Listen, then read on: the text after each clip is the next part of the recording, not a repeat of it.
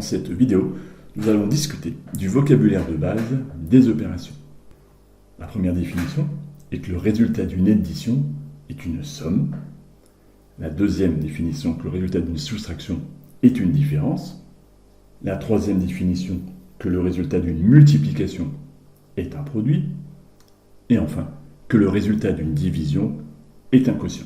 Il s'agit de rappels élémentaires, mais lorsque l'on doit lire 3 plus 4, eh bien en fait, de façon rigoureuse, on doit l'exprimer comme la somme de 3 et de 4. On ne lit pas de gauche à droite 3 plus 4. Cela revient à lire caractère par caractère.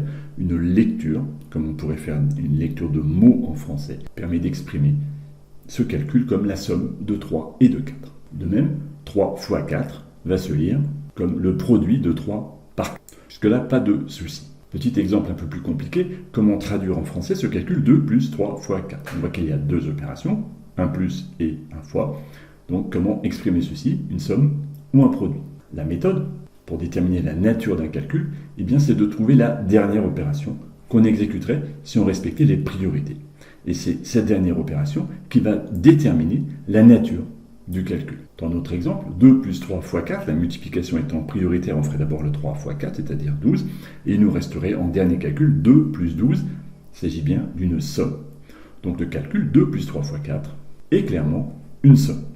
Alors c'est la somme de quoi? C'est la somme de deux termes. Le premier terme, c'est 2, le deuxième terme, c'est 3 fois 4, et 3 fois 4, c'est un produit. On exprime donc ce calcul comme la somme de 2 et du produit de 3 par 4.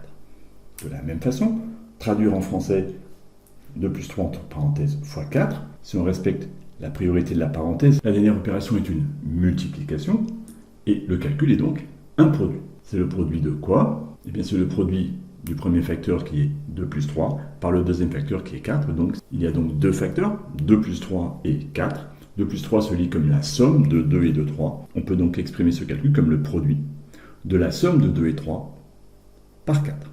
Enfin, dernier exemple, on nous demande de traduire en calcul une phrase en français. Le produit de la différence de 4 et 2 par la somme de 8 et 1. Nous allons donc analyser cette phrase. Alors, quand on lit le produit de la différence de 4 et 2 par la somme de 8 et 1, on comprend bien que le premier mot caractérise la nature du calcul. Il s'agit donc d'un produit. Comme il s'agit d'un produit, eh bien, ça va être un premier facteur multiplié par un deuxième facteur. Et là, maintenant, on va lire la phrase, le produit de. Donc, le premier facteur arrive, la différence de 4 et 2, donc ça va être le premier facteur, multiplié donc par le deuxième facteur qui va être la somme de 8 et 1. Si on écrit dans une écriture un petit peu bâtarde, mêlant mathématiques et français, on peut donc écrire en recopiant l'énoncé que le calcul devient la différence de 4 et 2 fois la somme de 8 et 1.